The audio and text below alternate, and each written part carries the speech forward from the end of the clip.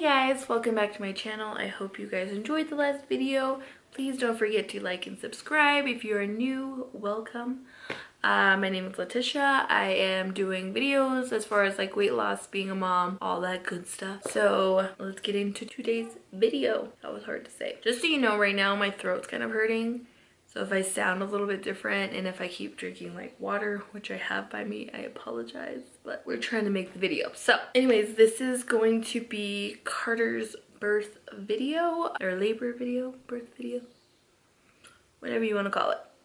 So I'm going to talk to you about how labor and delivery went for Carter.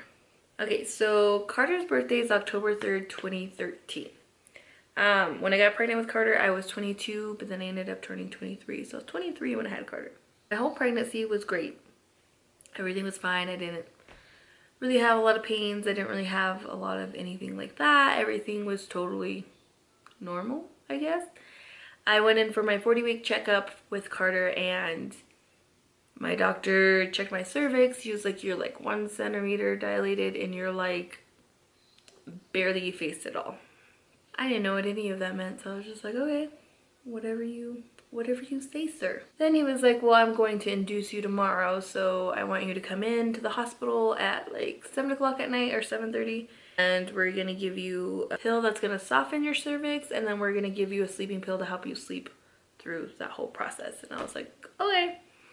Called my mom, told her, or actually my mom was at the appointment with me and Bruce. So then Bruce called his family to let them know what was going on, and his mom wanted to come up because she lives down in Phoenix.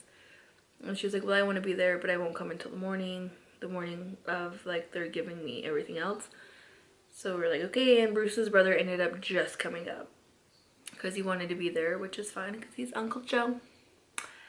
Bruce's brother came, we ate that night, and then we ended up going into the hospital. Bruce's brother ended up sleeping in his car. I don't know why. We told him to go to the apartment and sleep like on the couch, or he could sleep on the bed, or you know, let's be comfortable, Joe. And Joe didn't want to. So then come to the next morning, Bruce's mom got there. I ended up calling my mom because I was in so much pain, and I was like, woman, help me. So my mom came.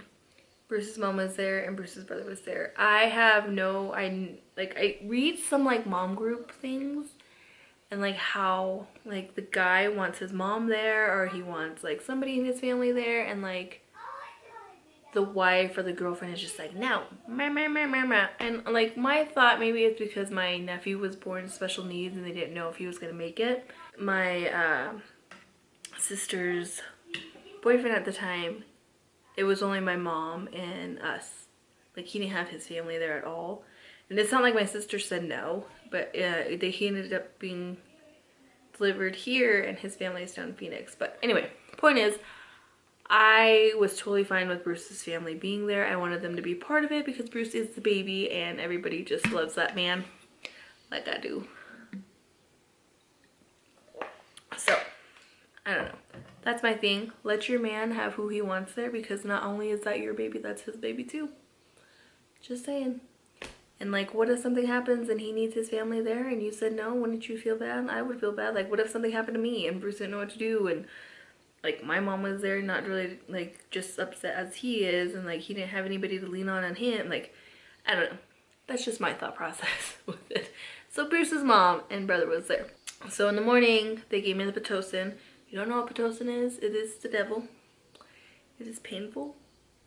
It's not fun. It just like makes your contractions go into like 0 to 100 in like 2 minutes. It's insane. So I got the Pitocin. They were like, hey, sit there for a little bit and then go for a walk. And I was like, okay.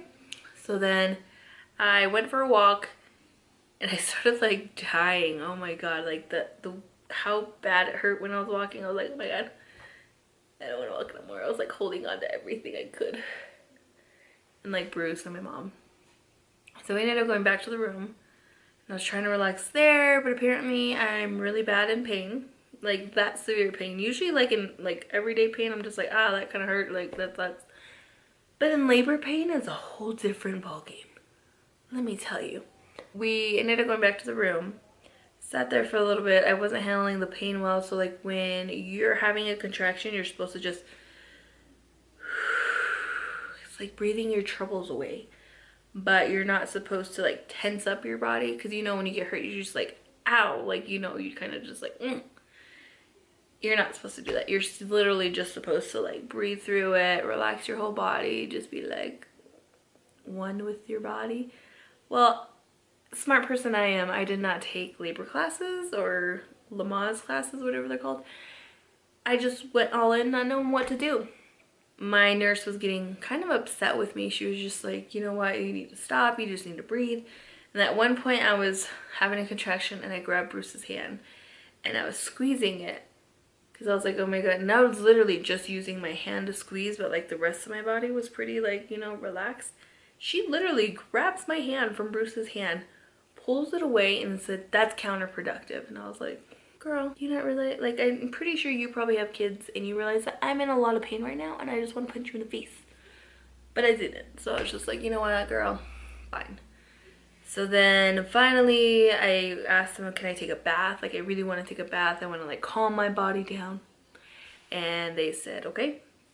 And usually the monitors can go into the bath. So I had that. So I had them still on my stomach. I got to be in the bath probably for like not even 10 minutes.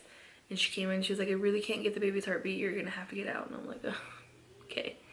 Well, at this point, they were checking on Carter like a lot because his heart rate kept dropping, which is really bad. It was kind of freaking me out a little bit. It was freaking Bruce out. And finally my doctor came in and he was like, okay, well, we're a little worried about the baby's heartbeat because it keeps dropping. You really need to calm down. You can have your epidural if you choose to. And I'm like, oh boy, give me that epidural. Yes. So then I was like, okay, well, I'll have the epidural. Like, it'll calm me down. Hopefully the baby's heartbeat will go back up and we'll be all good. They came to give me the epidural, and the guy that did my epidural was amazing. Like, he was super cool. I was just like, okay, like, Bruce was in the room with me, and they had me like my butt was at the edge of the bed, and like, this is, let's pretend this is Bruce. And they had me do this and just like lean over and like put my head on Bruce, and then like they were in the back of me and they gave me the epidural. I think he did it during a contraction, so I was already in pain, so like I wouldn't think about the needle. I think that's how he did it. Okay, not really sure. I got the epidural. He's like, give me like 2 or 3 contractions, it'll be done. I was like, okay.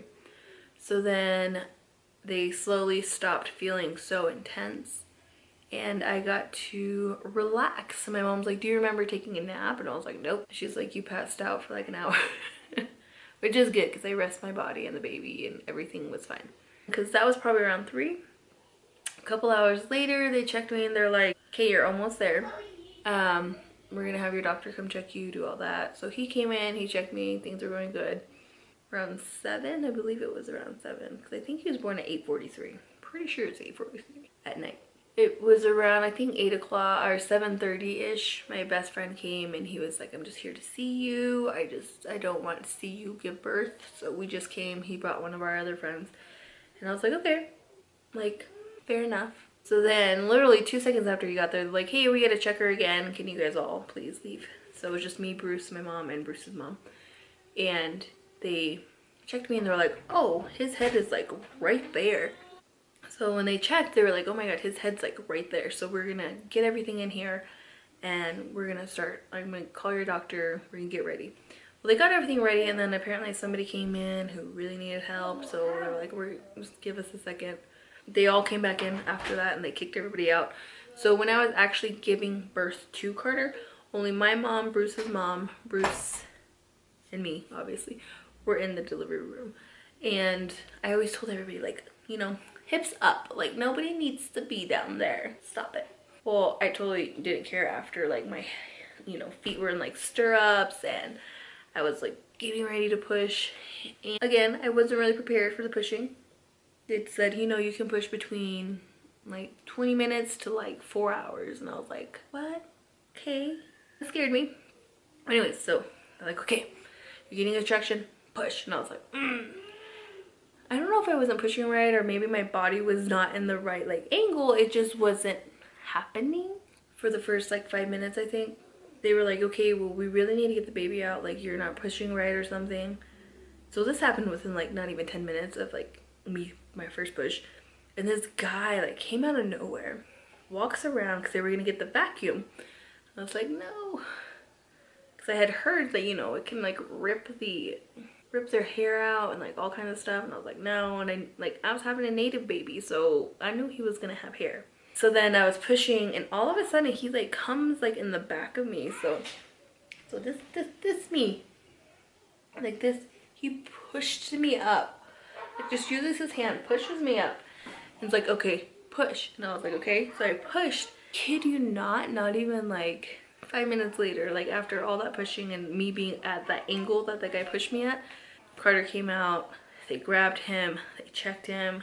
My doctor was doing whatever to me with like the placenta and all that good stuff. And Carter ripped me a lot. Like actually they ended up having to do a episiotomy because Carter's head was so big, and it's still so big. And so they ended up like cutting me, and then I think that's when the guy came and pushed me, and then Carter came out. So my doctor was stitching me up with all the tearing and stuff, and they gave Carter to Bruce. And instead of being like, you know, maybe your mom wants to see you, the person that literally just gave birth to you, Bruce takes him into the waiting room, or like the hallway where everybody was waiting, and like, oh, look at the baby. Rude. So then he finally comes in and he gives me Carter, and like I had to hold him after I was done dealing with all that other stuff, because then, you know, they take you in the bathroom, they clean you off. She just cleaned me off, told me to put on these underwear, do all this stuff. Like, I was just like, okay, I just want my baby. And then they put me, within like 10, 20, maybe an hour actually, everybody came in and got to see Carter, and they put me in a wheelchair, and they took us up to our other room, postpartum room? Not postpartum. Something. They took us to our other room that we stayed in for days. Carter ended up, they did all the tests on him. He passed his hearing, he passed everything, except for he had really bad jaundice, so we had to deal with that. It was pretty traumatic while everything was happening. I thought I was dying, especially after getting a episiotomy. If you ever had to, it hurts. The aftercare of it hurts, and they give you all these other things to take care of it. Super helpful stuff. So yeah, that's how I had Carter. So this is Carter's shadow box that I made for him when I had him. It's the outfit that we brought him home in. The hats they gave him at the hospital. His hospital bracelet, mine and Bruce's hospital bracelet. And I still have his hospital card. Like, see, it's so cute. Literally says it's a boy, my name, the room number we were in, his birthday, the time he was born. Carter was 8 pounds 8 ounces, and he was 22 inches long. I'll try to insert in his birth picture. We gonna get emotional now. Carter is one of the best things that's ever happened to me. And I think it's because I'm holding his little baby thing. It sits there, but like actually holding it and really looking at it and talking about him. Carter is like a little fireball now. He's 4. And you can probably hear him playing right now. And he's such a good big brother, and I'm just... sorry, like when you actually think about everything, it all just kind of comes a-flowing, especially to me. Carter was a good baby. He was a very simple baby. He didn't really cry a lot. He's just so much fun, and like just seeing him grow and being him, like him being that little. Like I show him this box sometimes and I tell him, you know, you used to be that little, and he's like, no, I'm a big boy. But yeah, so that was Carter's birth story. It's not as traumatic as I think about it sometimes, but Owen's was not traumatic like at all. Owen was totally fine the whole time. But I was shared that like this is gonna be Carter's birth story, and then that's gonna be Owen's birth story. So they're gonna be separate videos. Whew. We got super emotional at the end. I'm sorry. My babies just mean a lot to me. They're my world. Like talking about bringing him into this world, it's just a little emotional. Anyway, let's pull myself together a little bit. He's just playing his little heart out in there. Thank you guys for watching this video. Sorry I got a little bit emotional, but you know, if you're moms, you understand, like, having kids, and it gets emotional at times of talking about them and watching them grow and how seeing them learn something. It's such an amazing thing. I hope you guys like this video. Please don't forget to like and subscribe if you want to follow my journey of being a mom, of losing weight, and all that good stuff. I will see you guys in the next video. I hope you guys enjoyed. I will talk to you later. Bye.